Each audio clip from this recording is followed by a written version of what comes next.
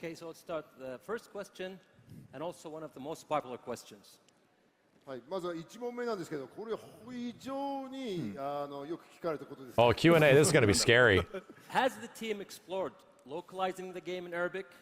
このゲームをアラビア語のローカライズはご検討いただけますでしょうか。みんな望んでるんですかね。I think everyone wants it, don't they? Yes, definitely. 欲しいです。まあすごくそうですね。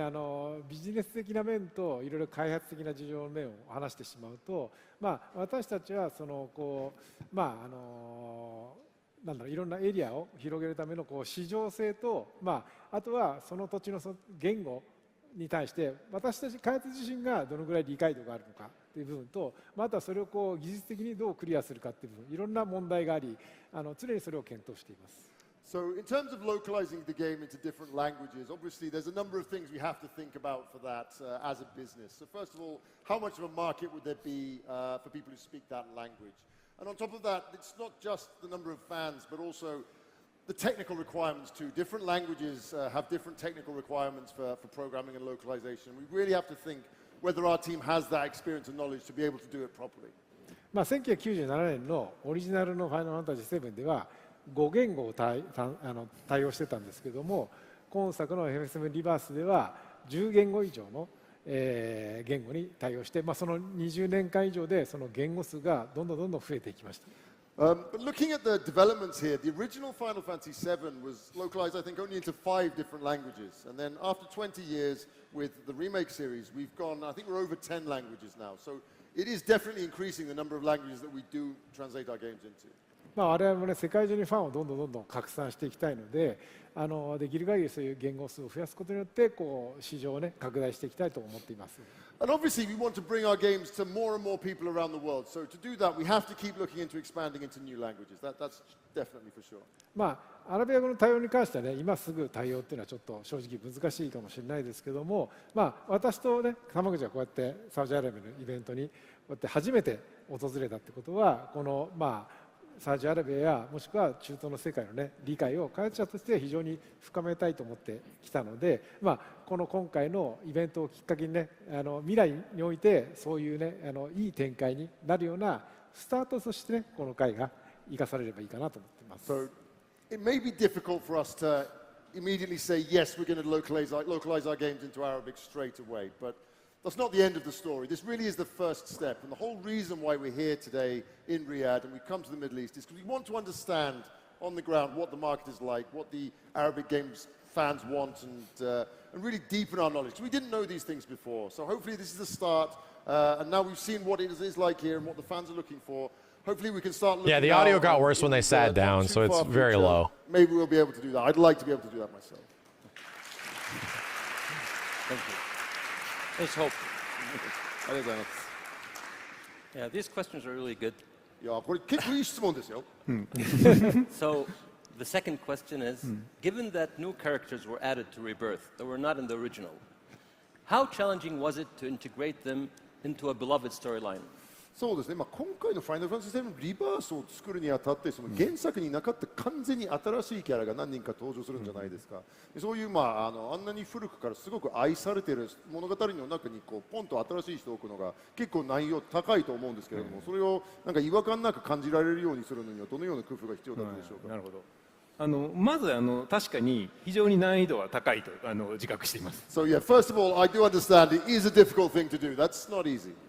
一つちょっと面白い例を挙げるとですね、I can give you a very interesting example there. リメイクの時から登場してたチャドリーというキャラクターがいて、リバースではワールドマップを探索する上でプレイヤーたちを非常にサポートしてくれる、非常に原作ではいなかったけどリバースの中では非常に重要度の高いキャラクターというのがいます。So we have the character of Chadley, who was not in the original Final Fantasy VII, and we first introduced him in Final Fantasy VII Remake. And he appears again in Final Fantasy VII Rebirth. And because of the fact that the game takes place now on the wider world map, he's, again, not a character who was in the original story, but he plays a really important role related to exploring the world. 実はチャドリーというのはリメイクの時からそのような展開になるキャラクターだと生み出されてたわけではなくて、一番最初はリメイクの中のクエ Crybaby スト Ned, の my 一つ beloved. の中でシンラから発見され Crybaby た Ned. 研究員というところから生まれたキャラクターです。But in actual fact, when we first started designing Final Fantasy VII Rebirth, Chadley wasn't supposed to have such a big role. He was actually only one character who was supposed to appear in one quest as a kind of a researcher that the Shinra company had dispatched to go and investigate something. ユーザーがファイナルファンタジーに対して何を求めるかというと、やっぱりキャラクターや世界観っていうとこやストーリーっていうところに So we decided to make Chadley the main character. He's going to talk more than Sephiroth or Cloud or all the party members. He is going to have more dialogue than all characters combined. ものすごくユーザーが求める傾向があります。So certainly what we found that fans really want from a Final Fantasy game is definitely the story, the characters, and a really exciting setting. And more Chadley. なので仮にこうサイドキャラクターだとしても、そこのキャラクターに対して開発チームの中で I see you're 非常にその ignoring my キャラクター messages. の背景とかこう設定をしっかり練り You really should be doing this shit. So for any character in the game, even if they're a Cloud. minor side character like Chadley, You done, we bitch. try to dig deep into the background and Cloud. the history behind each character.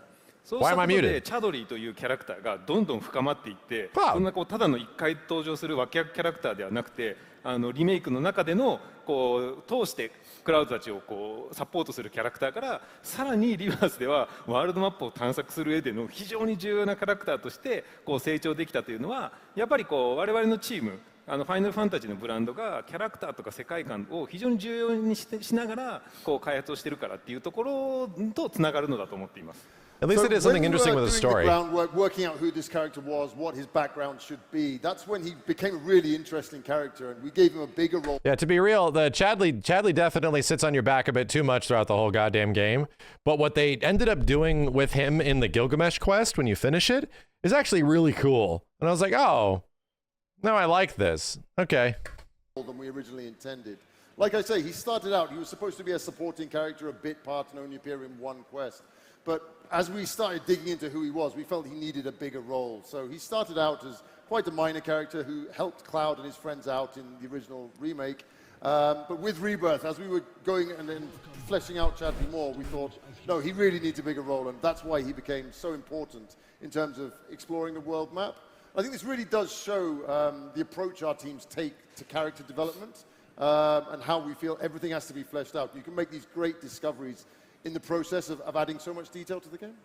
他にもね、ローチェとかいうキャラがいますけど、まあ、チャドリー同様に皆さんに愛されるキャラになっているといいなと思って。You think they forgot what happens at the end of Gilgamesh? Show you some videos. Chadley proposes a question where he's like, would I return to the live stream? Proposes the question of like, hey, what the hell am I? Would the planet accept me? You know, where they find out about the Gi, and the Gi are unaccepted by the planet. The Gi can't die, essentially. Where he starts to ask the question, well, what would happen to me? And then it also proposes the fact that Chadley unknowingly has been a survey for Hojo the whole time. At the end of his quest line, Chadley is effectively feeding like information to Hojo about the entire game, and Hojo's using him the whole time.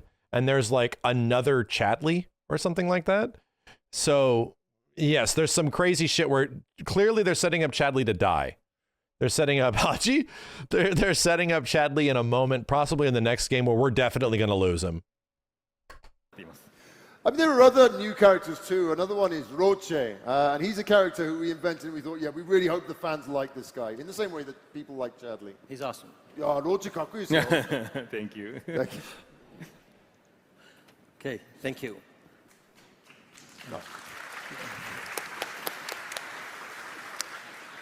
So the next question is kind of related. How do you approach managing fan expectations while developing Part 3, knowing that you're working on such beloved scenes from the original? そうですね。この次のもちょっと関連する質問ではあるんですけれども、その三部作を作ってる中で、やっぱりこんだけ愛されてるストーリーのこう完結編を手掛けてる中で、そのユーザーからのこうなんていうんですかね、そのファンの期待管理をどのようにアプローチしているのでしょうか。そうですね、これはあれですかね、こうパート3に対してちょっとこうポロリ情報が欲しいみたいな感じなんですかね。 So, is this you're saying you want some more information about part 3? Yes, please. お願いします。Yes, please. そうですね、まあ、ちょっとこう今の時点で言えることと、まあ、言えないことがあるんですけど、私自身こう、まあ、リバースもそうですけど、まあ、この3部作目もそうなんですけど、このゲームをこう設計するコアなこう要素としてすごく気をつけていることがあります。Okay, so there's not a huge amount I can tell you now, but I can give you a bit of an explanation. Certainly, this applied to Remake and Rebirth, and very much the third game too, but there's some very important elements that we have and we have to have when we're developing these games.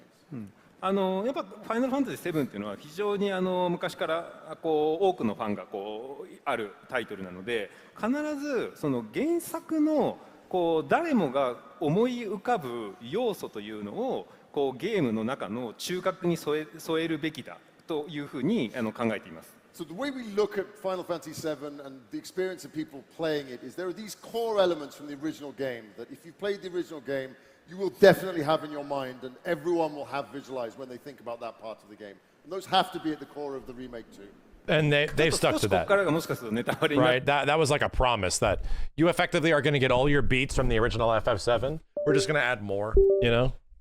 ネタバレというか情報がこうポロリしてしまうかもしれませんが、そうですね、皆さん3部作目のこうゲームの、こう体験するこうパートをちょっとイメージしてみてください。So, okay, I may give away some spoilers I really shouldn't at this point, but we'll do it anyway. Everyone who's played the original Final Fantasy VII, if you could now think in your heads about the section of the original story that will be covered by the third part of the series. イメージできましたかね。Managed to get an idea? いいですか。私は3部作目というところをイメージするときに最初にやっぱりこう浮かぶ2つのこうポイントが浮かびます。So when I think about that part of the original story, there are definitely two things that come to my mind first. 皆さんと合ってたかどうかを答え合わせさせてく So だ I さ want い。 to check if it's the same as what you guys had. 一つ目はハイウィンドウです。The first one is the high wind. Pretty good. Yeah. Yeah, world exploration with a giant fucking airship is pretty big for part 3. 二つ目はスノーボードです。The second one is snowboarding. That スノーボードの方が多いですね。 I think a lot of you thought of snowboarding. Okay. that is not where my brain was going, bro. What? Excuse me, KYH, thank you. Snowboarding? What? I mean, I'm thinking of snowboarding, but to me, it is. In my eyes, it was the high wind, like world travel with the high wind, and weapons. So, no, I don't. I think he's trolling.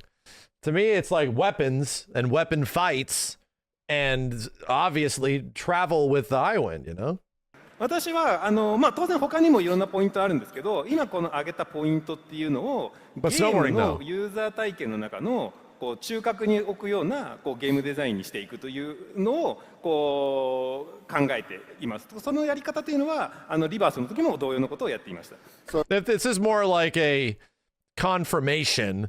You have to realize, like, what all this is actually giving us details and information. The high wind, technically, the high wind and snowboarding were not confirmed in Rebirth, right? You have to realize from his perspective, from the perspective of marketing, those games, those things were teased in the previous game. There was a snowboarding tease. There's literally a high wind tease. The fact that they are confirming that, okay, so that wasn't just a tease, that is indeed happening. That is actually something that hasn't happened yet, right? That is information about part 3, about key things that will be happening in part 3 that are not confirmed yet.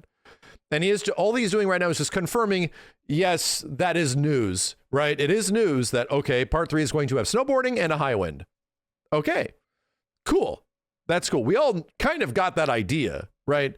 We all pretty much got that idea from the previous game, but So obviously, now it's official. not just them. There are a lot of other elements as well. But for those key elements that really resonate, they have to be at the core of the gameplay experience in the third game. And it was So, and again, like, well, we expect that. We absolutely expect that. That is meeting with our expectations.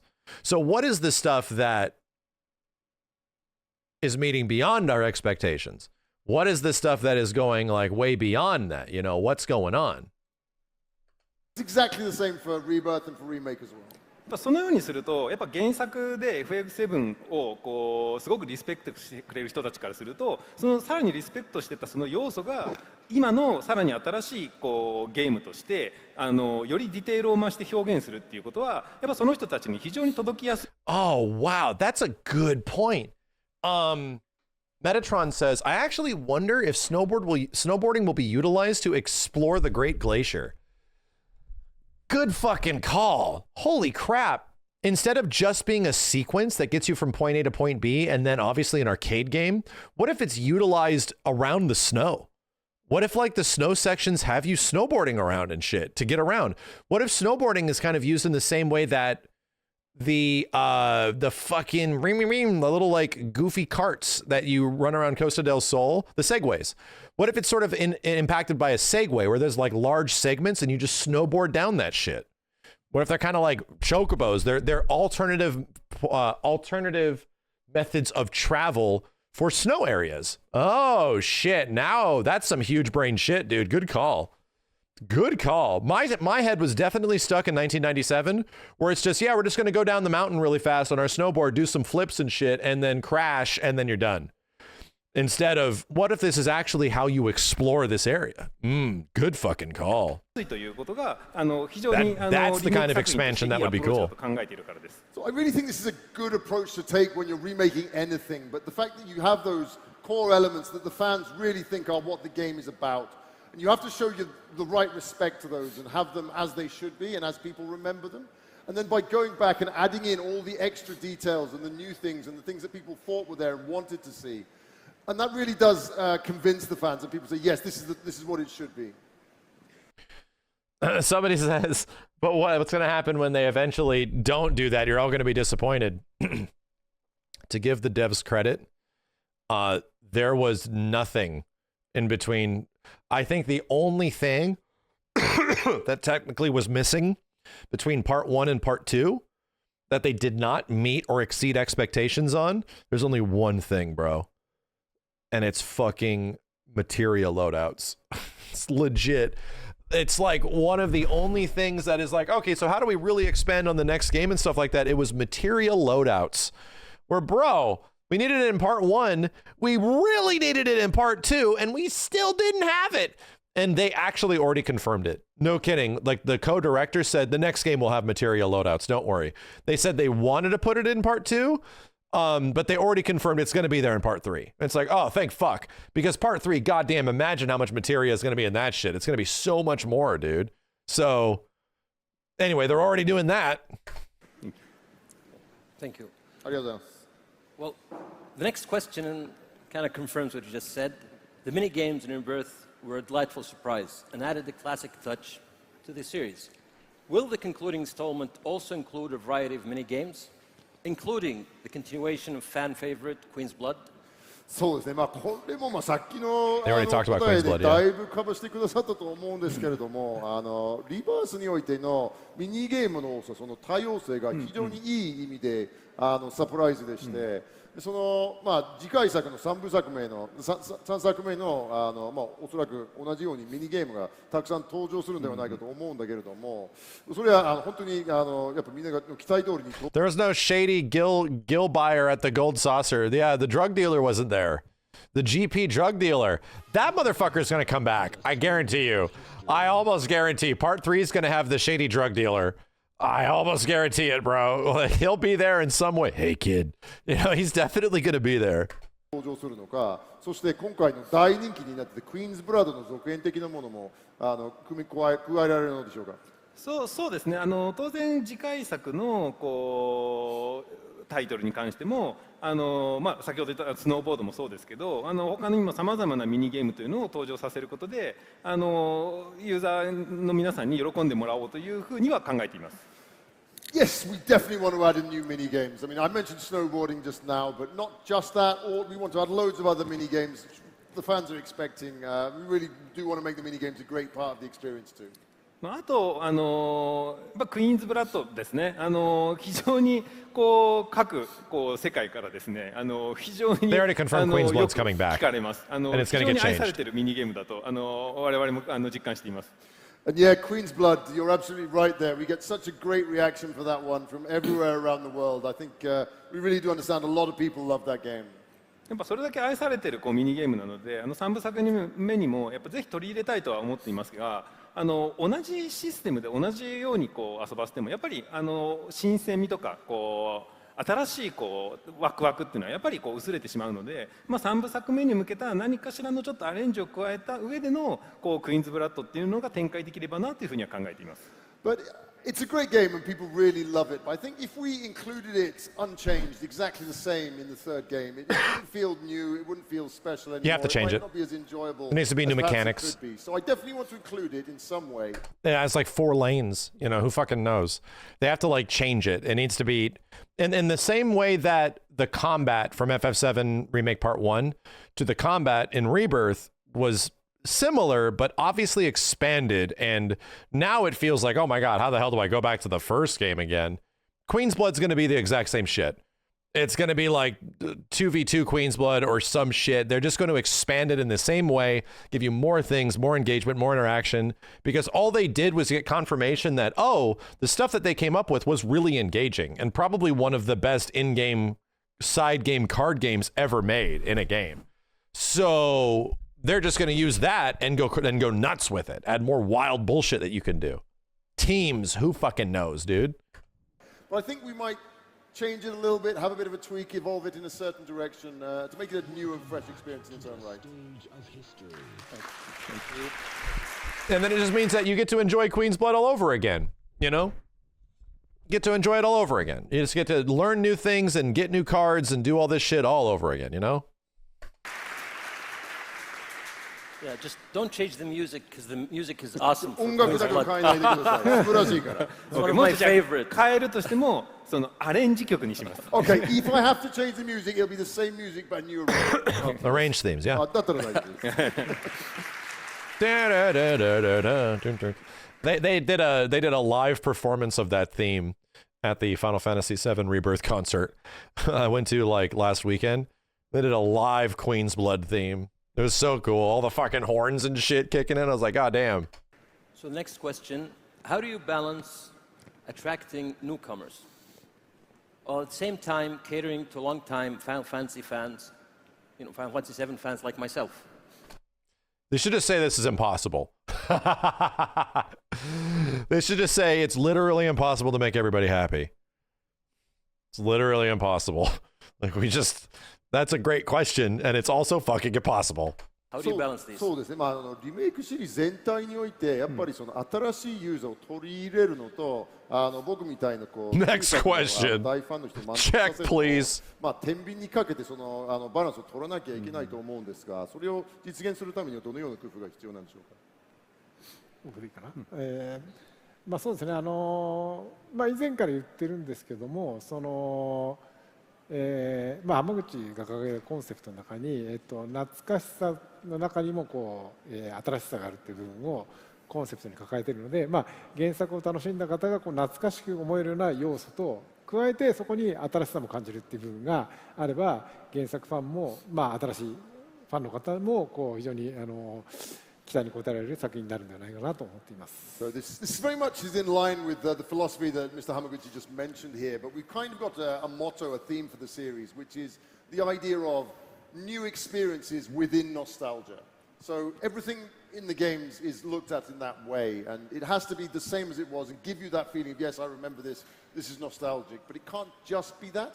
It has to, within there has to be something new, something exciting and fresh. Which is So another company that has remade a lot of their games has this exact same mentality when it comes to their remakes, or most of their remakes. It's Capcom. Capcom's the same shit. We need to have something that feels nostalgic but is a new experience.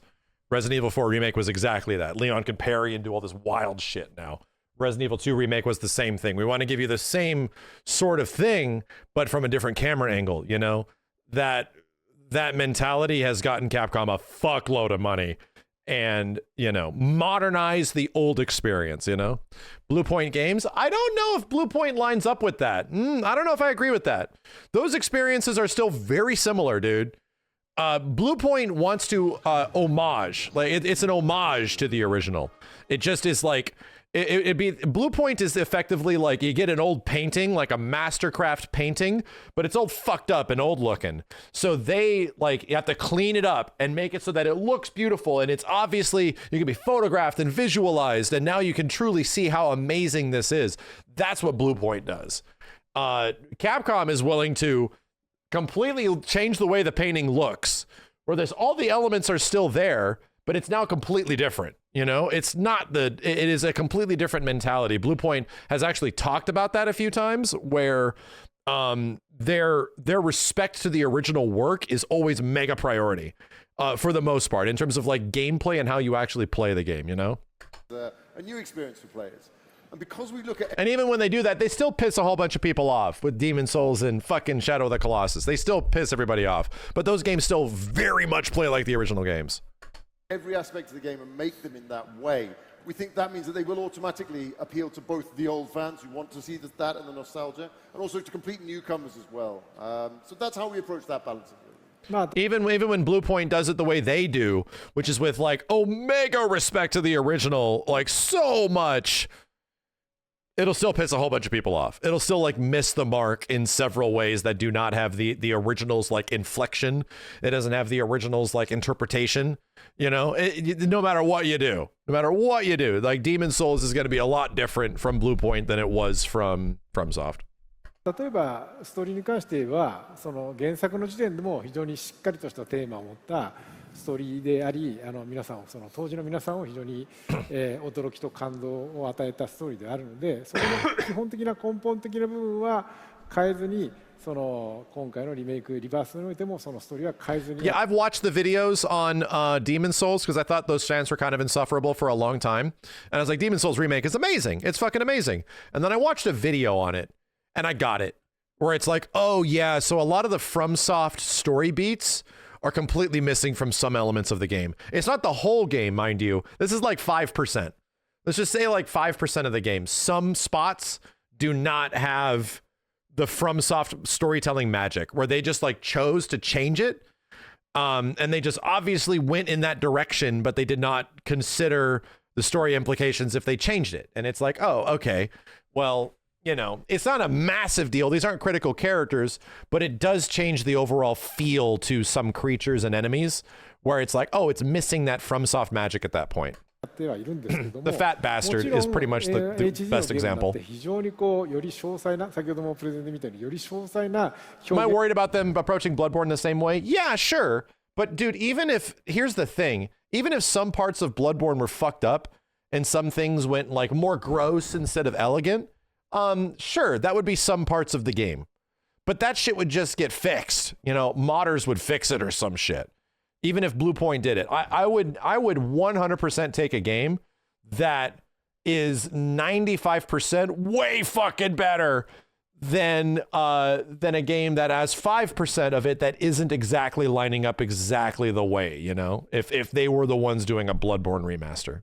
ができるようになったり、もしくはその、オープンワールドのワールドマップによっていろんなこうなんだろうな、街の人のキャラクターや世界観をきめ細かく描写することができるようになったので、それだけでも新しい体験ができるという部分が今回のリメイクプロジェクトの利点だと思っています。Yeah, like Medieval was a 1-to-1 remake.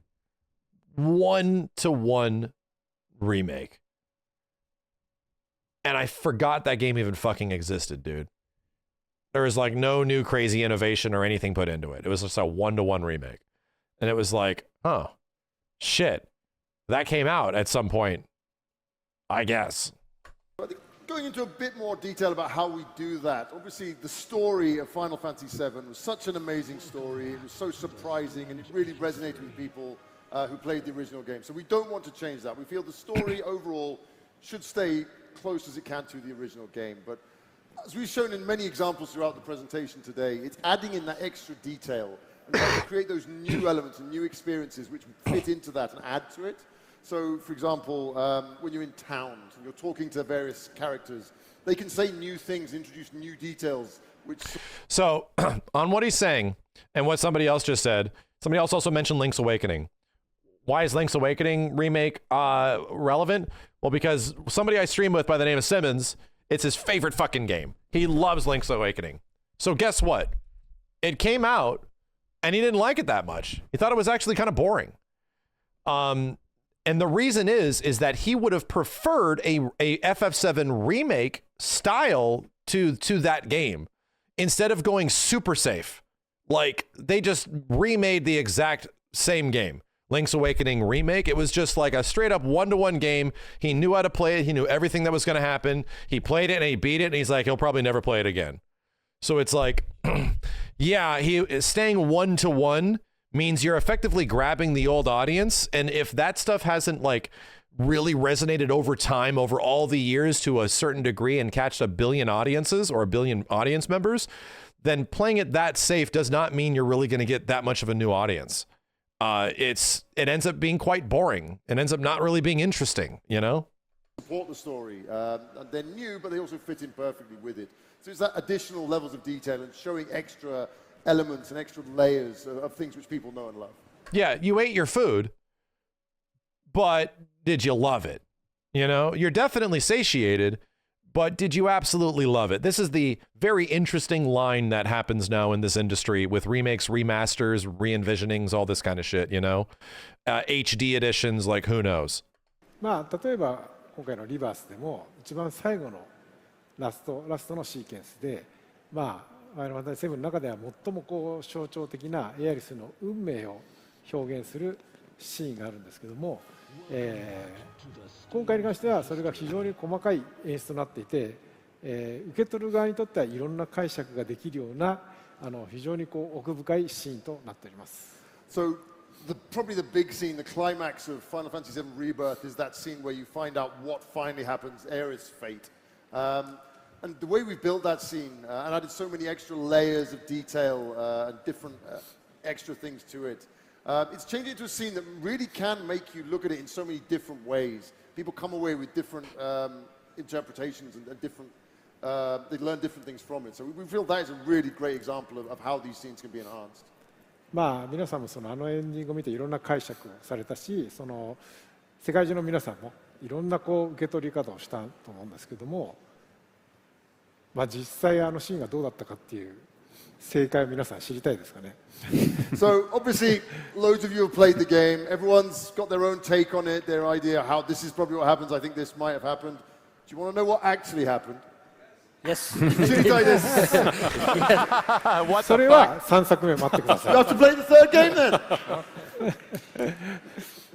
Well, all these theories we had and all discussions. Yeah. Yeah, again, as we were playing through these parts of the end of the game of FF7 Rebirth, as we were literally dissecting these scenes, going back and forth, and realizing, wait, they cover each other. What the fuck? This isn't just bad directing. No, they thought of this shit, dude. They really did. Here's the thing. They thought of it so much that there's no conclusive evidence anywhere in the fucking game of there being an actual outcome. There's no conclusive evidence of, is she alive? Is this happening? Is she going to be there? Is it just this? Is it just that?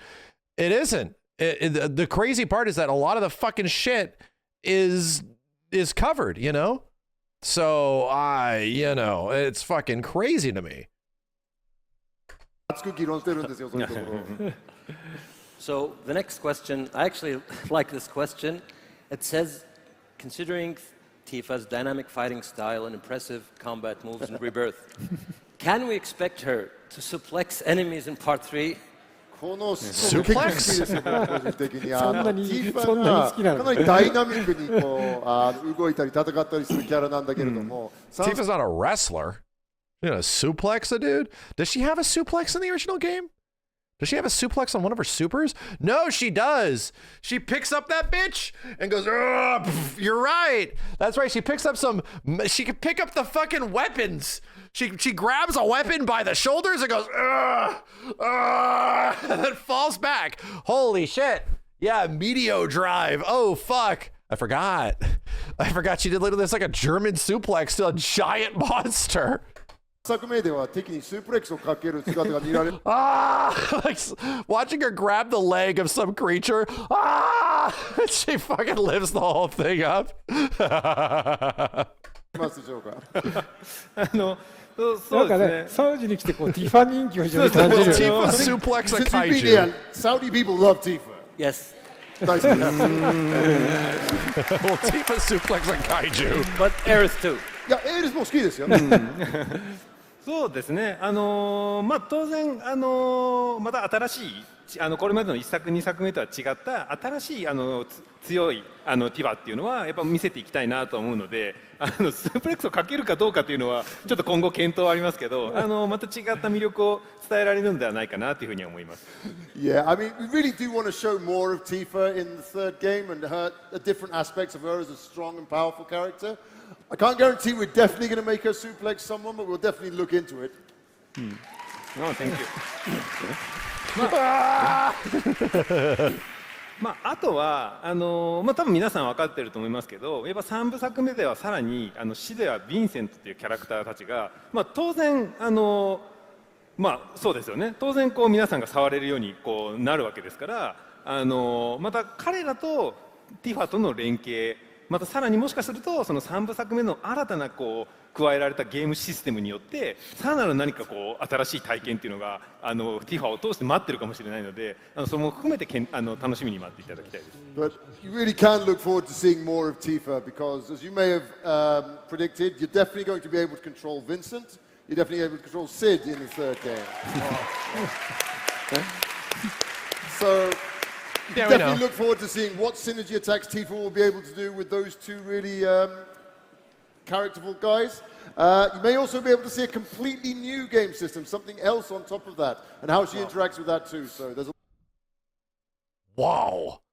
So again, confirming synergy attacks are coming back in the third game with a new gameplay system on top of it. So maybe triple synergies. lot more of Tifa left to come. Triple text, yeah. Thank you. Thank you! I mean, she's definitely my favorite to play as. いやー操作キャラの中で僕の一番好きですね、間違いなく。いや本当に我々今回初めてサウジに来ましたけどキャラクターの中でやっぱティファが一番人気なんじゃないかとこう感じさせられ No, る I ことがあ think ります since we've been here in Saudi Arabia, we've talked to a lot of people. It really does seem she's the most popular て character. かたまたま熱く語る人にちょっと出会っただけです I think we may have met some of her biggest fans. Okay, so the next question, probably Kitashi-san. 次の質問はおそらく北瀬さんに答えていただく。こ What inspired the creation of Sephiroth as a character? れセフィロスというキャラクターのまあ誕生の裏にはどういったものがありますでしょうか。誕生まあセフィロス自体はですね、まあ、シナリオがの野島さんと、キャラクターデザインの野村とそして私とその3人で結構原作当時のセブンはシナリオや世界観キャラクターを決めてるんですけども、まあ、その3人のこう力が合わさってできたキャラクターですね。So Sephiroth was actually a collaborative effort. When we were making and putting together a lot of the original Final Fantasy VII, there were a team of 3 of us. There was myself, there was our character designer Tetsuya Nomura, and there was our scenario writer Kazushige Nojima. I think there was an interview with Nojima, Nomura, Kitase, and Uematsu, right? Nojima, Nomura, Kitase, and Uematsu had like an interview together of them talking about Final Fantasy VII a few months ago, like it was a while ago. And it was actually like a really super cool. Kitase wasn't there. No, it was Nojima, Nomura, and Uematsu. And it was like a super endearing thing of just like, you know, they were all fucking kids when they were doing this stuff, relatively kids. The music interview, yeah. And it was very coy about them just like putting shit together and sleeping on couches and stuff like that and coming up with shit. It's like, yeah, this was a game made by like a ragtag group of like 20-year-olds, you know? This is what it was, with a bunch of ideas and a lot of eagerness to try shit. And so really he was a collaboration of all the different ideas that we had from our different aspects. So the idea of the pure character design, how he fitted into the story, and the world that he was a part of. Yeah, Uematsu was like their dad. They said that because he was like almost 40 and everyone was in their early 20s and shit. Yeah. So he was like dad. He's like sleeping on their couch and shit. Yeah, I remember that. なので、これから語ることは私のその3分の1を担当した私の考えでのセフィロスのキャラクター造形についてお話しします。So I'm going to tell you about a third of Sephiroth. This is a third of Sephiroth that I designed. Okay.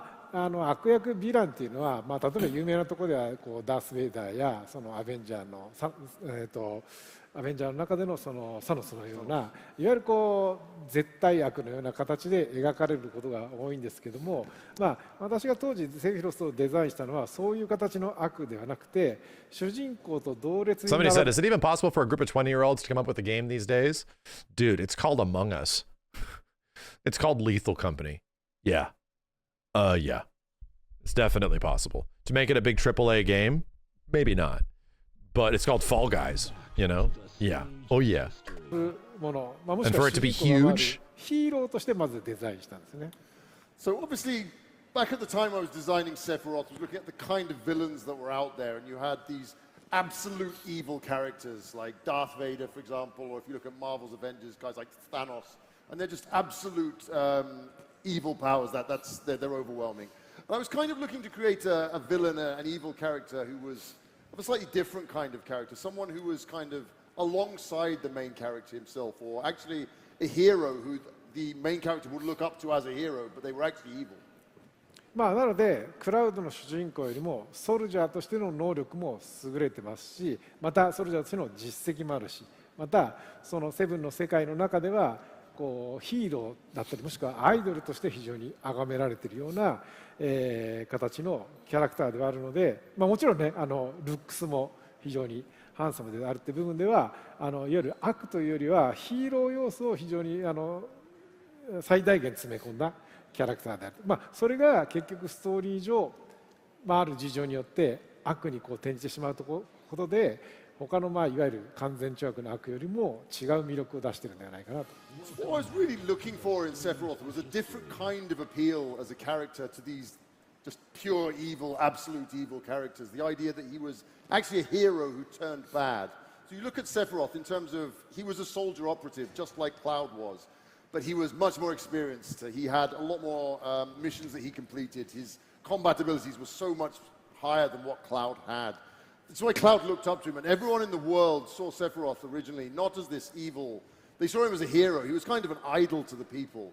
And just the idea that you'd have a character like that, and then through certain events in their life, they would turn evil, and that hero would then become the villain. And that was the kind of appeal I was trying to go for with Sephiroth. それに加えて付け加えるとするならば、私がその子供の頃から見ていたそのアニメや日本のアニメや漫画などで登場するヒーローや、もしくはその悪役だったりっていう部分のいろんな要素、特に特定なキャラクターをモデルにしてるわけじゃないんですけども、いろんなこうキャラクターのこういいなと思った要素をこうなんだろうなある意味それをこうコラボレーションで融合してそこのセフィロスというキャラクターにこう与えていって出来上がったのがセフィロスというキャラクターですね。So I think the inspirations behind having Sephiroth as that kind of character, they came from a lot of different places, but I was really interested in a lot of characters from various manga and anime series. No one particular character, he's nowhere near a copy of one character, but there were a lot of characters who had those kind of aspects to them. I was very interested in taking those kinds of aspects and those parts of each character and merging them together to create something, and that resulted in Sephiroth. What about his motivation, on his current path? 今のセフィロスのこうなんか動機というかその今のこう悪事を働こうとするモチベーションがどういったことですか？悪事といいますか、セフィロスはセフィロスの中ですごくスケールが大きいんですけど、あの世界でのこう星や宇宙の、運命っていうんですかね、そういうこう非常に大きなスケールの部分でセフィロスなりにこう、到達したいこう未来っていう目標っていうのがあって、そこが非常にモチベーションになっていると思うんですね。So I think Sephiroth doesn't really see what he's doing as evil. He, within the world and within Sephiroth as a character and the way he sees things, he's got this big destiny, this thing he really feels he has to achieve. And I think that is the motivation for why he does the things he does. Because he feels he has this great destiny, this great objective thing he has to do. そのセフィロスが求めるその彼の理想 That is not Sephiroth's story in the original game. And he said about this game. So that very much lines up with the story shit that happened in Ever Crisis recently. Holy shit, dude. That chat. What was this thing I said? Sephiroth is Thanos now, where we must defy destiny together, right? Where his Sephiroth story now is not going to be something that is just all evil. I'm going to summon a meteor and blow everybody up. His story now is that, Cloud, we need to work together because we need to save the planet together. But Sephiroth's way of saving the planet is like half of everybody has to die, though. Like something crazy, like a Thanos scheme type shit. The greater good type shit. And Cloud's like, no, we have to save everybody. Sephiroth's gonna be like, no, this is the only way to say it. So let's go back. Listen to this explanation of how it lines up a bit more with what like Thanos did in fucking the movies. And now Sephiroth this is Omni Sephiroth, the one that is at the very end, where Sephiroth's motivation goes back to him being a fucking kid, where he wanted to save everybody, but his destiny had always been set up by Shinra, by Genova. Sephiroth fucking hates the fact that he's being controlled everywhere, that everything is telling him what he needs to do. And that's the story beat that they set up. That edge of creation Sephiroth is like, no, we can fix this shit. That he wants to work beyond Genova, beyond the motivations of the planet. He doesn't like the way life works. He doesn't like suffering, you know? He doesn't enjoy the fact that people have to die. Listen to this now with that perspective. モチベーションになっていると思うんですね。 So I think Sephiroth doesn't really see what he's doing as evil. He, within the world and within Sephiroth as a character and the way he sees things, he's got this big destiny, this thing he really feels he has to achieve. And I think that is the motivation for why he does the things he does. Because he feels he has this great destiny, this great objective thing he has to do. その Again, because in the story that they're revealing from Ever Crisis, Sephiroth wanted to be a hero. He wanted to be somebody that like had friends and had admiration. He had the admiration, but he was just like a weapon. He was just here to like chop shit up and get the job done. But he wanted more. He wouldn't want to be told what to do all the time. So now we're getting to the point where he doesn't like the fact that he was not given the life he wanted. That's what they're setting up from Ever Crisis. He did not get the life he wanted to have. And now to the point where it seems like he's trying to change that in Remake Rebirth. He's trying to remake everything so that we don't have to fucking go through this insane process. And he needs Cloud. Like, we know that. He keeps asking Cloud for help at the end of Remake, at the end of Rebirth type shit. So, holy shit, man. They're confirming it. They're confirming that Sephiroth's big destiny that he thinks he has is something that is not the same as just summon a meteor and blow everybody up. We're going to ride this planet across the cosmos and fuck shit up. No. That's not thinking he's a hero. That's like intentionally evil. That's original Sephiroth. New Sephiroth thinks he can actually save everybody. So it's like, oh shit. Whoa. To me, that seems like Sephiroth is moving beyond Genova. That he's moving beyond being controlled by Genova, being controlled by Shinra. I think he doesn't like that. Like Sephiroth from the future that is obviously coming back to the past now doesn't like that shit. He wants to change that shit. セフィロスが求めるその彼の理想とする世界っていう未来があって、それとは別にそうではなくこうクラウデや主人公たちが求めるこう幸せな未来世界っていう部分があって、そのいくつかの世界っていう部分がなんていうかな、ある意味それぞれの価値観の違う世界っていう部分がせめぎ合うのが FF7 のテーマですけれども。You think Genova will be the big bad in the end? I think Sephiroth and Cloud team up to take down Genova. That is my fucking prediction for the near the end of part 3. I think there is a part where literally Sephiroth and Cloud team up to take down Genova, and then it's revealed that what Sephiroth's plan is actually mega fucked up, In his eyes, it makes sense because he is technically saving people, but he's also like doing something super fucked up to get to that point. And then Sephiroth is actually the main bad guy, where it's like, I can't let you do that, dude. Like you can't fucking do that, bro. And that's where he's the actual main bad guy. 今回のリメイクシリーズによってはそれがより明確な形でいくつかの世界って形で提示されていることによって非常にテーマが分かりやすく浮き彫りになって表現されていると思います。So Sephiroth is looking to change the world. He wants to create a world which he thinks will be a better world. Oh, fuck. He calls it the Promised Land. And that's very different to the kind of world that Cloud and his friends want to create, their happy ending and what they think the world should be like. And that really is part of the core theme of the Final Fantasy VII story, the idea that all of these different characters have their different ideals about where they think the world should be and how it should change. And the conflict between them as they try and achieve these dreams and how they think the world should be. That's actually made a lot clearer in the remake series, the idea of these multiple possibilities of possible worlds that could happen, which will all become clear later on.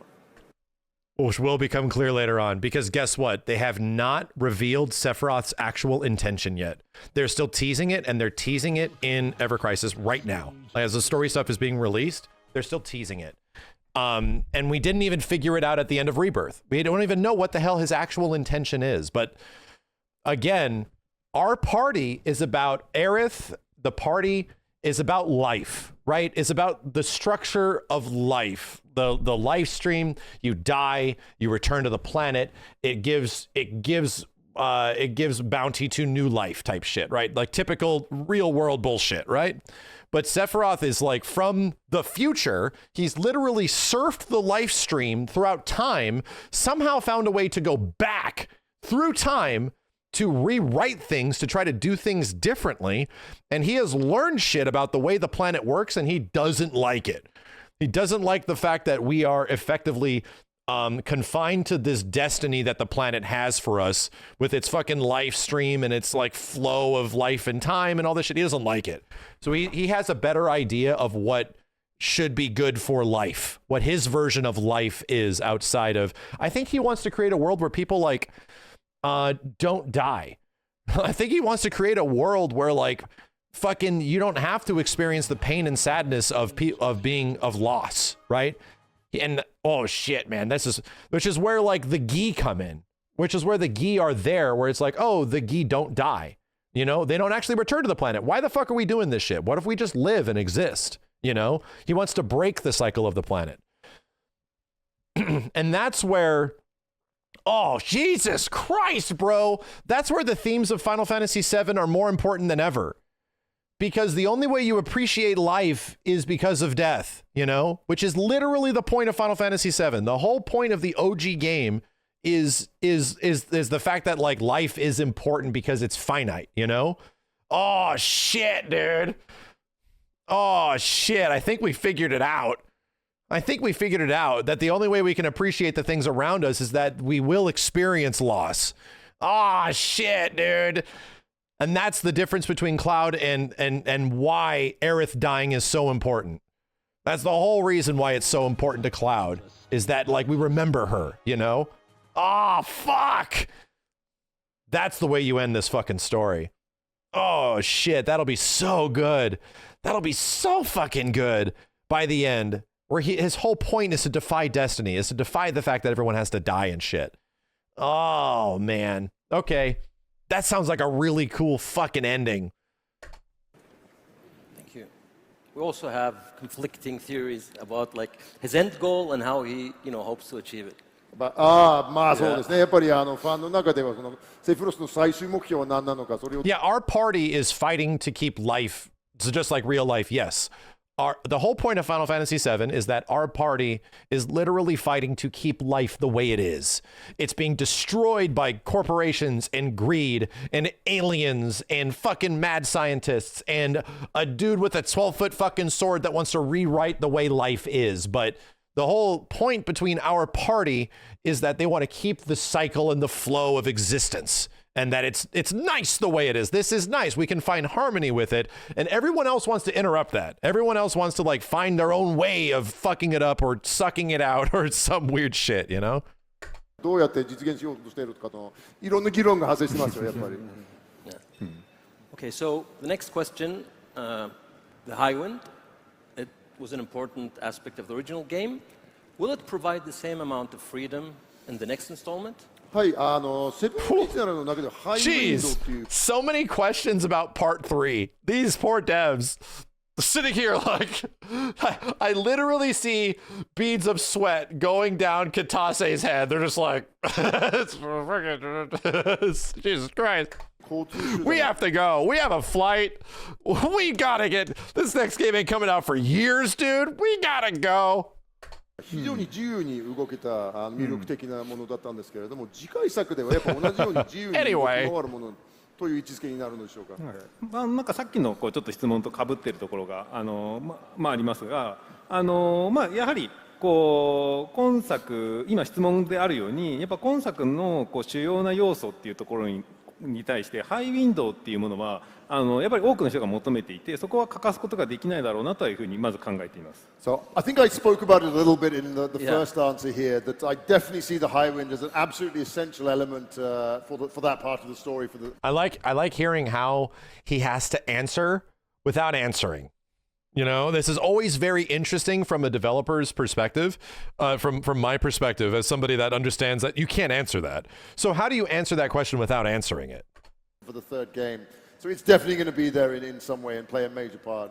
多分原作のようにこうワールドマップをこう自由にハイウィンドウで飛ぶっていうこと自体は当然Why can't he answer that? Because shit can change, right? He can't answer that because it could get way better in the future and then you like underdelivered, or it could get worse. It's the same problem with leaks, is that something gets leaked and it's not officially announced, so everyone thinks it's going to happen and it ends up it's not happening. It's like, what the fuck?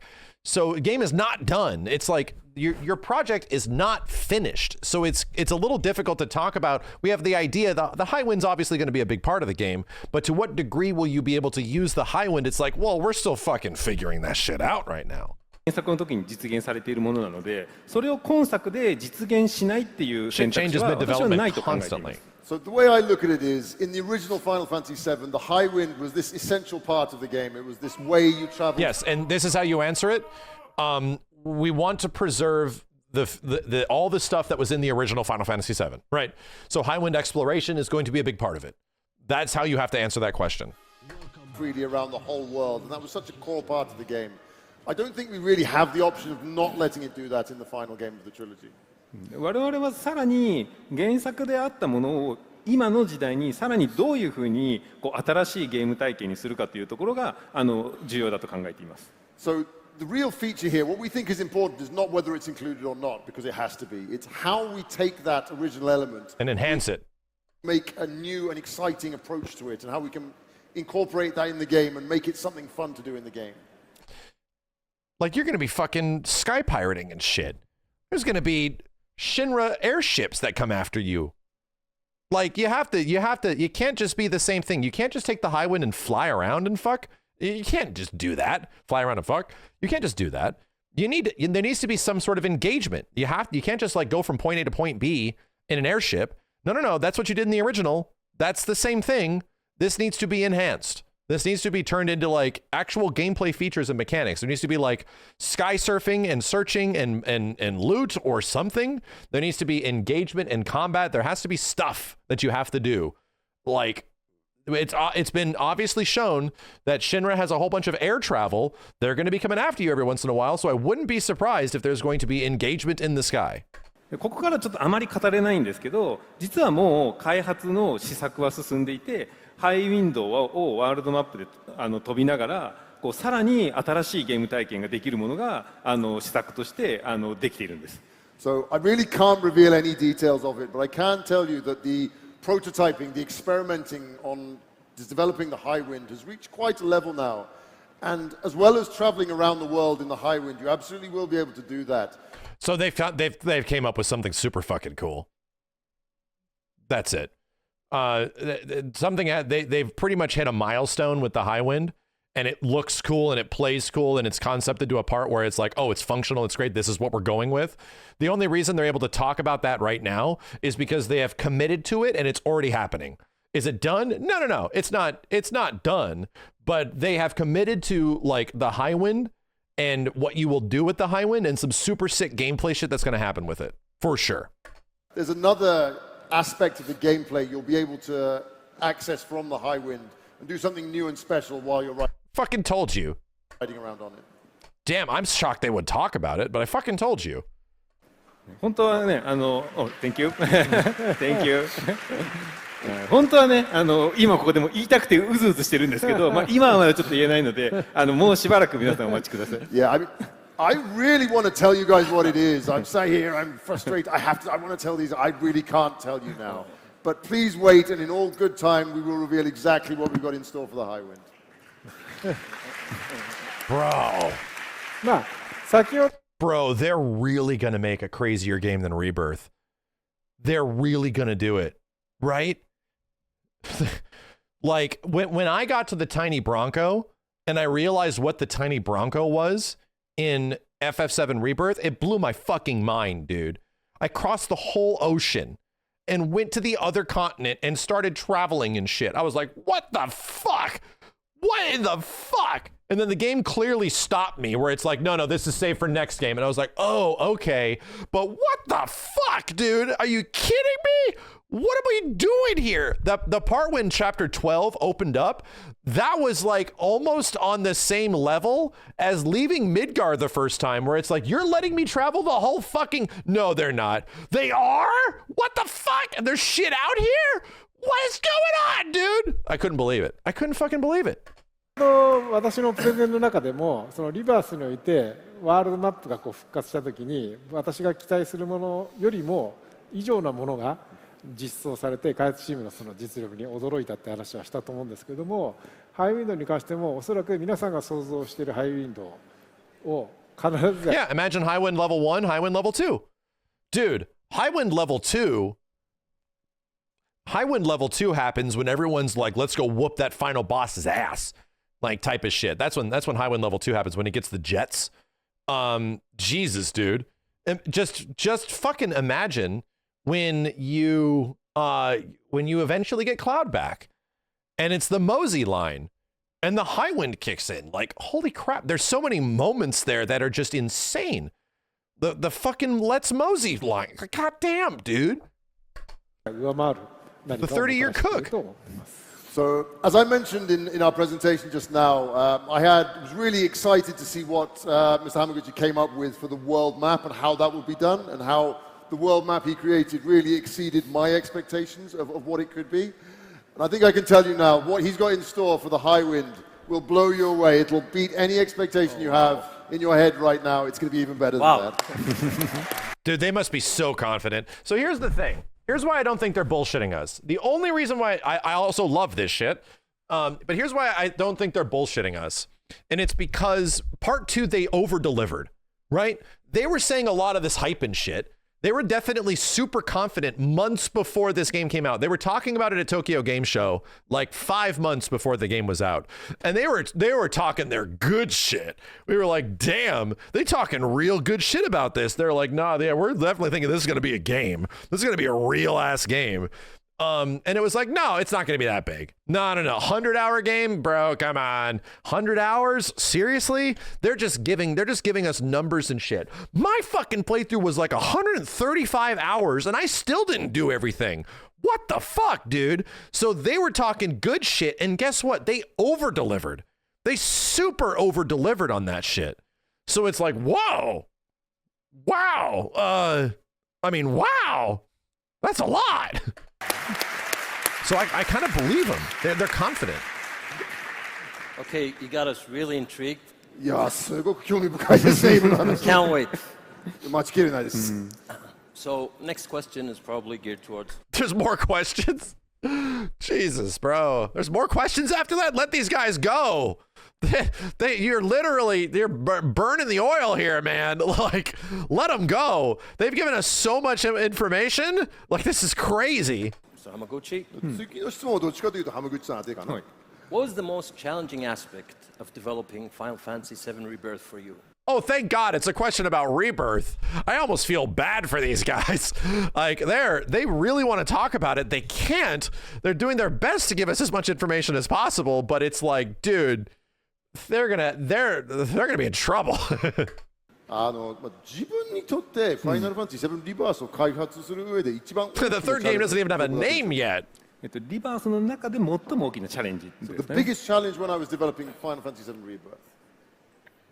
Rebirth. そうですね、やっぱり今回で一番チャレンジングだった、先ほどちょっとプレゼントかぶるところあるかもしれないですけど、リメイクでストーリー Yeah, I don't know if this video was delisted because of the audio. I don't know. I don't know if this video got taken down because of the audio. I have a funny feeling that this video might have gotten delisted because they talked about way too much. ストーリー展開を重視したゲーム体験っていうところに対してユーザーに満足したコンテンツを出せるっていうところはやっぱもうリメイクである程度証明できてたと私は思っています。 So this does overlap with some of what I said earlier, but definitely in terms of delivering the storyline, the story experience in Rebirth, we had that very linear, very solid story experience in Remake. So in some ways I felt that aspect of the game was already down. We already knew how to do that for Rebirth. なのでリバースに関しては、リメイクをさらに上回るゲーム体験としてやっぱワールドマップというところに対してユーザーが自由な介入ができるというところをすごくこだわるというかそこにすごくフォーカスしていました。 So we already knew we could deliver a really great storyline. So that changed our thinking. Was how do we make a game that is going to be better than and do even more than the first remake did? And the area we felt we really had to improve on and add to there was, as I say, the world map and having that extra part of the game which the player could interact with freely in the way they wanted to. Dude, chat, it's cheesy, but I just thought of it and what they were talking about in the third game, what we were mentioning about earlier, how Cloud and the party want to preserve life and the function of life, and how Sephiroth wants to break it and make his own interpretation of what life is without like suffering and shit. Dude, what's that? Any Final Fantasy VII fans remember that line that Cloud has before he fucking like totally murders Sephiroth and Advent Children? It's cheesy, but it completely lines up. What's the line that Cloud says to Sephiroth before he absolutely like fucking destroys him with like Omega Omni Slash type shit? There's not a thing I don't cherish. Yeah, to cherish everything because it'll go away. Yep, it ties back. It literally is the 30-year cook, dude. There's not a thing I don't cherish. There you go. There you go. Yep, they're cooking. It's going to come back to Advent Children shit, I tell you. It is going to come back to that eventually. See you in Smash. やっぱりワールドマップってのは本当にただ広いだけでコンテンツや遊ぶものがスカスカだとそれはそれでやっぱりユーザーからすると満足度は低くなってしまいます。 If we just made a really big world map though and it was completely empty, there was nothing for the players to do in it, then that's not something I think that would satisfy them. なのでワールドマップの広さを決めてゲームの遊ぶ場所を定めた後にそこに対してどういうコンテンツを埋めていくかっていうところ。 Yeah, there was a very good reason why they wanted us to watch Advent Children. These devs were like, hey, we're re-releasing Advent Children. We need you to be reminded by what's in that. What? It doesn't seem very relevant now. It's funny that they re-released Advent Children before Rebirth. And I'm like, that's interesting. Seems kind of spoilery. But it doesn't seem like it was relevant much as you play through Rebirth. But if you start like deciphering shit and getting to intentions and all this kind of bullshit, I mean, it starts to make a lot more sense that, oh no, this shit is directly tying to Advent Children. It's not directly tying as in the story is going to continue to Advent Children. I think the point is that I don't think our characters want Advent Children to happen, right? I think we're going to retcon Advent Children is what I'm trying to get at. But what happens in that movie is important to the sequence of events and why things happen the way they do, even though the storytelling of it isn't particularly good. これは非常に大変な作業でした。So that was a lot of hard work, though. After we'd worked out what our world looked like, how big it was, where everything was, to then go back and have to fill every area with exciting, interesting content for you to play, that was where the real work came in. Do you think the fusion sword makes it into part 3? Yes, I do. I think the fusion sword makes it into part 3 in a flashback sequence in Cloud's head or something, in a dream or some weird shit, which he's had dreams in the previous game. I legit think he has a moment where you actually play out the Sephiroth versus Cloud fight in Busted Midgar. Because we're pretty close to that already happening in multiple games now, dude. There's already things that have happened close to that. I legit think there's going to be a point where Cloud has like an awakening of his fucking, his omnipresence, that he has actually been through this shit before. The same way that Sephiroth has sort of had like an omnipresence of him going through this shit before, or has obviously gone through it. I think it'll be the same thing for Cloud, where he's gonna fucking Lisan al-Gaib type shit. I've been here, and I've fucking beaten this bitch before. We've done it multiple times, actually, you know. And I think they'll literally let you play Fusion Sword Cloud. I think that will happen. It won't be super in depth, but you know, it will be. I think it will be there in some way. Like there's Zack flashbacks and shit, you know. もちろんこうバトルもそうですし、ワールドマップに展開されるサイドストーリーもそうですし、またそこの中で探索する上で起きるミニゲームもそうですけど、本当に多種多様な遊びの要素がワールドマップに散りばめられていることで、やっぱ非常に他のゲーム。Is it mega pandering? Oh hell yeah, it is, bro. Was Zack super pandery as well in this entire remake project? Fuck yeah. I'm not going to disagree with you. It would be mega pandery if they did stuff like that, like big, but they already did a ton of mega pandery Advent Children flashbacks throughout part 1 and part 2. The fucking choir, bro, like what, the choir in the middle of Cosmo Canyon? I'm like, what the hell am I listening to? There's a ton of super pandery FF7 shit all over the place to people from like the mid 2000s. However, my defense of this pandering is that a lot of FF7 pandering was not good. A lot of it wasn't good. Very, very few of it has gone back and you looked at it with like reverence, like, oh, this was wonderful. The only one that is sort of like, you go back and it's okay, is sort of Crisis Core. And they remade Crisis Core. Fucking remade the thing. But the majority of it, the pandering that they try is like, it sort of like is a Disney fucking, yeah, like a Disney live action remake, Dirge of Cerberus and shit, and maybe an anime here, like, oh god, this is not good pandering, dude. My defense of FF7 Remake and Rebirth is that they've never had an opportunity to do really great FF7 pandering before. They really haven't. And now all these games are Kunsel and fucking all these characters and shit coming back, and they splice it here and they put that there, and it's like, oh my god, this is mega pandering, dude. What the fuck? Talking about Project G and all this shit. I'm like, whoa. They're keeping it classy is what they're doing. They're keeping it classy. They're making it a celebration of all things Final Fantasy VII, instead of like focusing down to this like one thing that is like not great. We're going to make it all about Genesis and shit. It's like, I don't know. It's actually good this time. So that's where my defense is of FF7 pandering. Because yes, I agree. It's super pandering. Remake and Rebirth are mega pandering. But in its defense, we haven't had a lot of that. We haven't had a lot of effective use of FF7 pandering in the past. This is FF7 Remake and Rebirth, and I think the next game are going to be levels of pandering to FF7 fans the same way that Deadpool versus Wolverine was to Marvel fans. Is it like, is it cool? Is it amazing? Does everybody love it? Yes, but like, but at some points we need that shit. At some points we like need something that gives us everything we fucking wanted.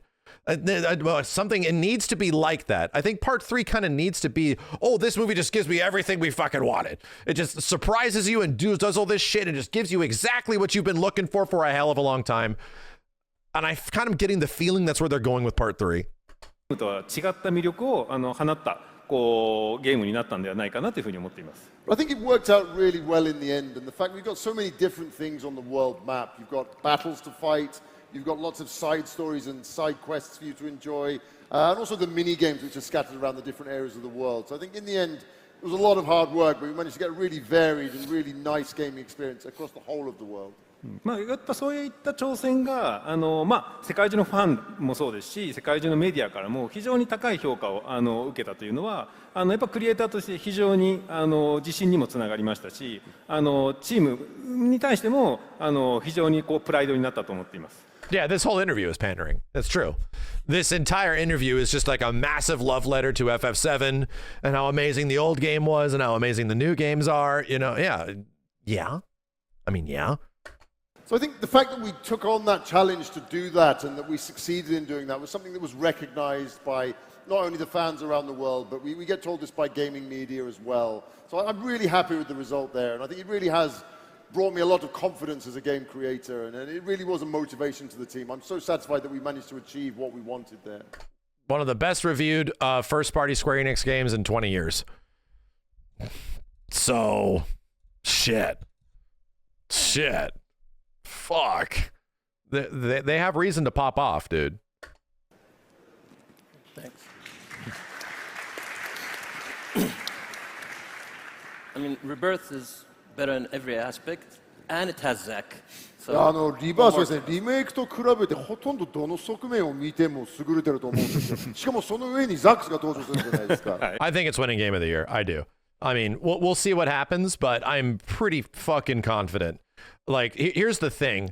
The game already reviewed super good on a first playthrough review basis, where reviewers are playing through it, they're doing stuff, they're exploring, they're either doing side content or not doing side content, and they just play through the whole fucking game, and it's like, goddamn, yeah, no, this is really good.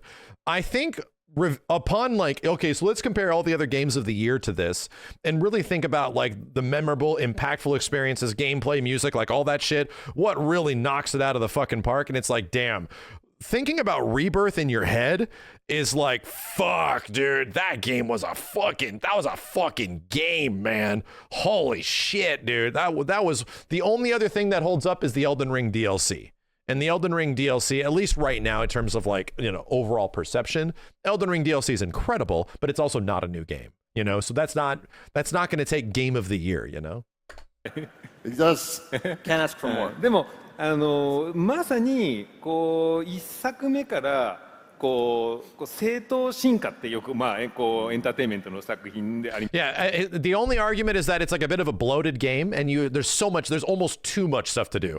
The one of the biggest arguments about the game is that it actually has too much content, where the checklist stuff almost becomes like exhausting, where it's just like, bro, I don't have time for this shit, dude. There's too much stuff to do. But I propose, and I haven't experienced this game this way yet. What if you don't do a ton of that side content and you just like cram story? Like do some side, but just spend most of the time blasting through the game, getting through like story stuff and doing other side content when it's convenient instead of going out of the way to do it. I think this game is probably way better that way, because guess what? FF7 Remake was way better that way. It was a significantly better game if you did story focus with minimal side, and then you just like go all the way through. It's a lot different than FF7 OG, where the game is even better if you do side stuff. To me, side stuff is so sick in FF7 OG. But really, I think a lot of the pacing of FF7 Remake and Rebirth are sort of interrupted a bit when you go and take your time and do everything. I did that on my first playthrough where I tried to, and I didn't do everything, but I did most things, right?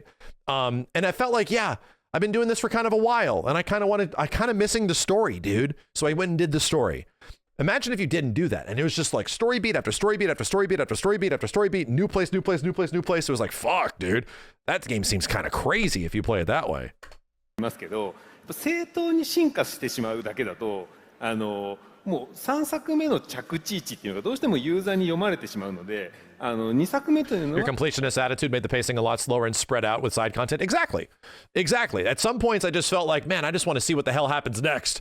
God damn it, dude. But I have to find a way to fly my chicken through these fucking hoops.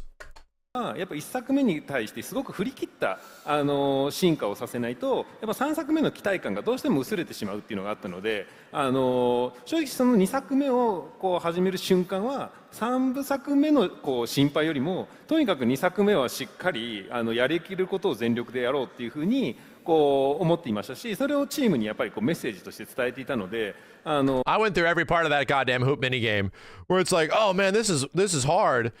They don't really want it to be this hard, do they? I'm doing something wrong. It is this hard. I was like, oh shit, it's actually this hard? Oh fuck. I have to like pixel precision this fucking draft. そういう意味ではこう非常にこう愛されるような作品に仕上がったのかなと思っています。No, I think the interesting challenge we had with doing the second game in the series was in entertainment and in sequels, you often talk about things, I think you call it an orthodox evolution, the idea that there's a way these things evolve slowly and gradually, and you can see how they get better, but in a very predictable way. And if we did that with Final Fantasy VII Rebirth, people would have fun with it, they'd enjoy the game, but they wouldn't really have these expectations of, wow, what am I going to see next? And certainly for the third game in the series. Yeah, 100% they set that shit up so hard. They set that shit up so hard, dude. Like, they almost went too much, and they intentionally went too much because they'd give us no answers. They literally set up every story path that we go of, like, all these possibilities of where this story could be going comes to a dead end. Even if you look into it and spend all this goddamn time and you ask anybody else what the hell's happening in this game, anybody that says they know what's happening in this game is fucking wrong because they explained that they literally created an ending that is going to give you nothing but questions. Well, shit. Anybody that tells you exactly what is going to happen at the end of this game when they beat it has no clue what they're talking about because it's designed to leave you into dead ends. Oh. There wouldn't be that level of excitement about it. So we felt we really had to move away from that kind of predictable evolution and really ramp it up and do something completely on another level. They thought of it. So when I started out development on Rebirth, on the second game in the series, we weren't so much looking towards the third game, but we felt we have to do everything we can to really raise the bar with the second game in the series. That was what I personally felt. I sent that as a message to the team as well. So looking back at the fan reaction, I think we did very well with that. And I'm very pleased on what we created. Yeah, pretty much all the theory crafting shit that's happening at the end of this one, now they designed it around it, you know? Do you think there's going to be a fourth? No, there is no fourth game. There's only 3 of the FF7 Remake series. This story ends in the next game. The story is over, which is why the next game is important. Which is why there's so much in the next game that is like, oh, fuck, dude. Which is why we're all frothing because so many things that have gone unanswered from part 1 to part 2.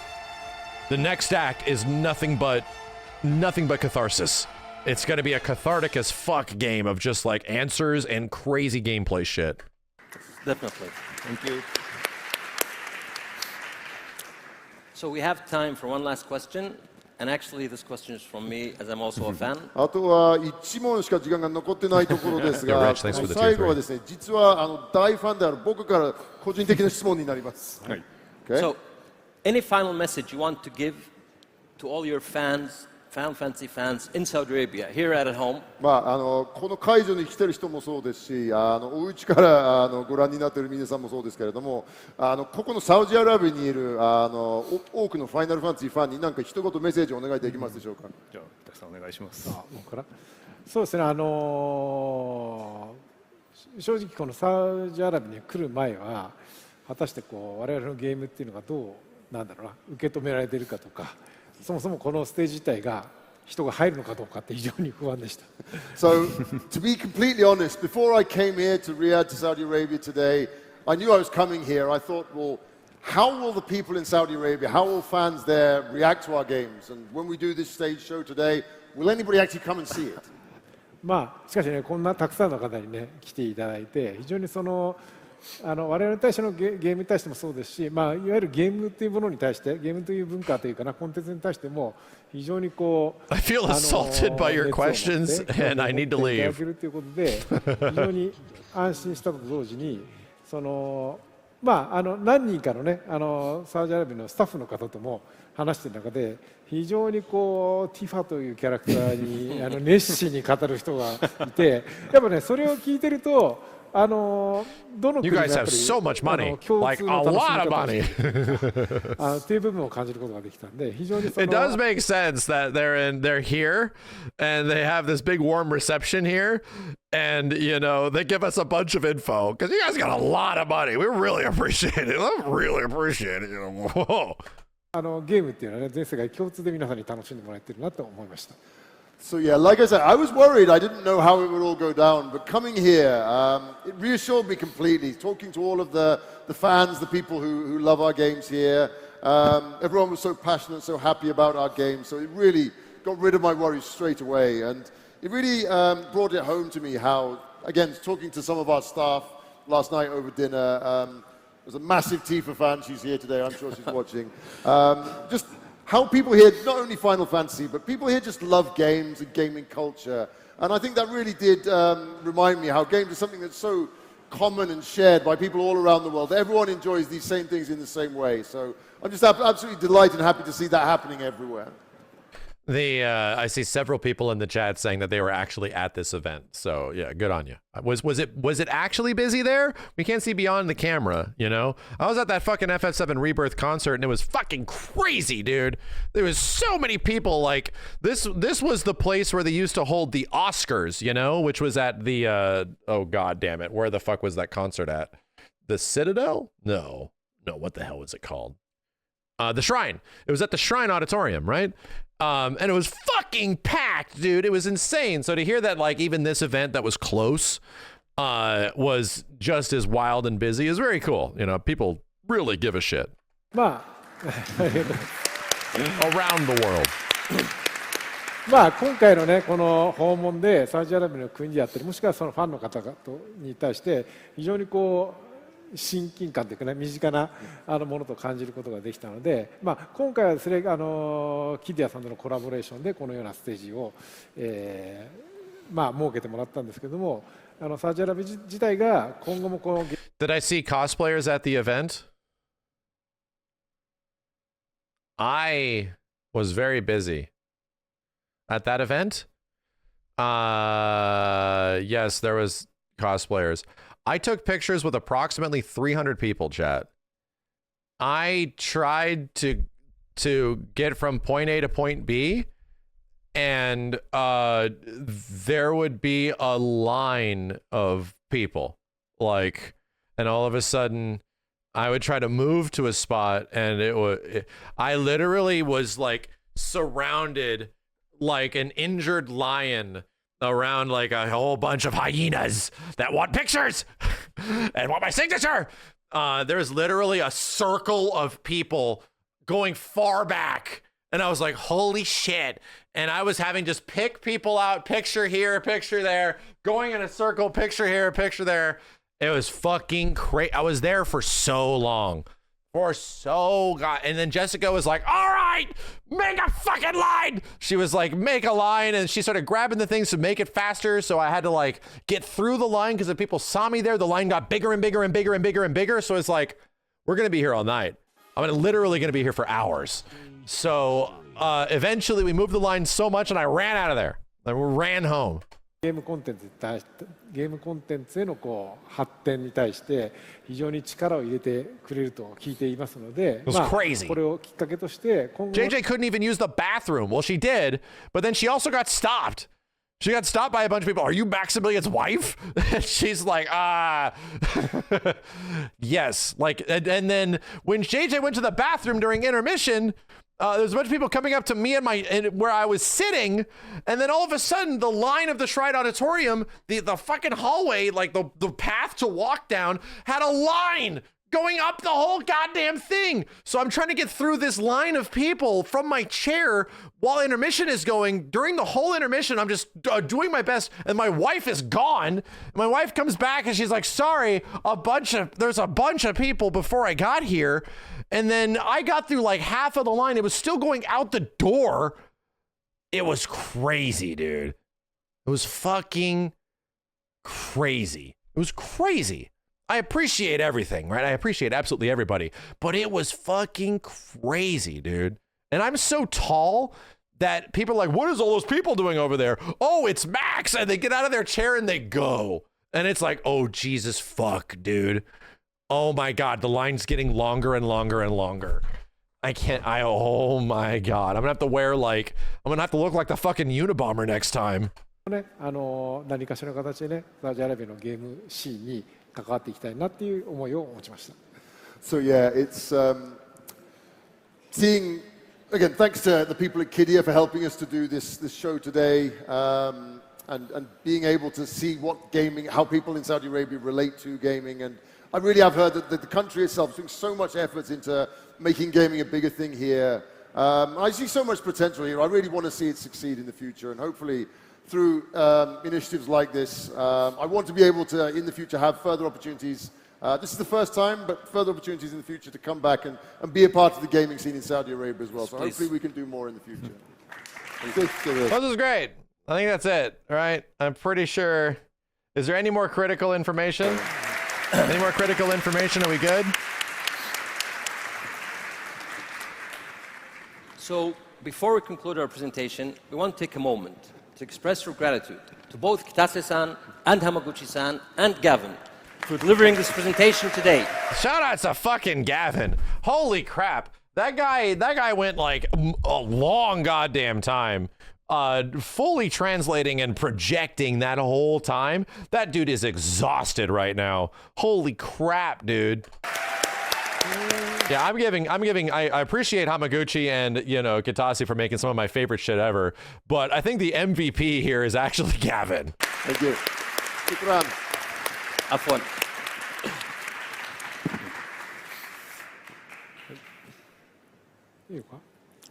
Your thanks. はい、どうぞ。それではですね、ファイナルファンタジー7オリジナル版から Okay, yeah, we get it. Lead us out. Game means so much to us, and we're going to continue on this journey together right to the end. We're all going to get to the final game in the series. Dude, there was so much. What did we say the next game is going to be called? Returns. There was so much returns talk here, or return. There's so much talk of return. Like, I was not ready for them to go into part 3 as much as they did, but damn, did they really do it. This was wonderful. As an FF7 fan, dude, I cannot believe it. Like, Blitz, are you here still? Dude, I cannot believe that they straight went into Sephiroth intentions and shit. I cannot believe that, because that's what they're teetering on right now in fucking Ever Crisis, and they're not even going into it yet. They straight start talking about, like, oh, Sephiroth's actual, it's fucking crazy. It's fucking crazy. You're in shock, dude. Yeah. And what was the other huge one? Oh, the fact that they straight confirm from the ending of this game that it's meant for interpretation, that there is no direct answers, and they wanted to put us in the perspective of Cloud, where it's like, oh yeah, that's exactly what we eventually pulled from this, that we should not be trusting the things we're seeing in this ending. Oh shit. That, you know, remember the crazy bullshit during the credits where several scenes are removed? Where they're not there? It's like, why aren't they there? Because maybe they didn't fucking happen. Oh, goddamn, what the fuck? Mr. Unreliable Narrator, them committing to super unreliable narrator territory for part 3. Jesus, man. They straight gave it to us. Oh, I'm super happy. I'm crazy. Oh my God, dude. I'm not just happy that they are, you know, confirming shit that we came to the conclusion of. I'm just very happy that it seems like we got a damn interesting part 3. Like, they're not holding back, dude. This thing's gonna be full of, like, a ton of mystery and a ton of intrigue, and get the fuck ready.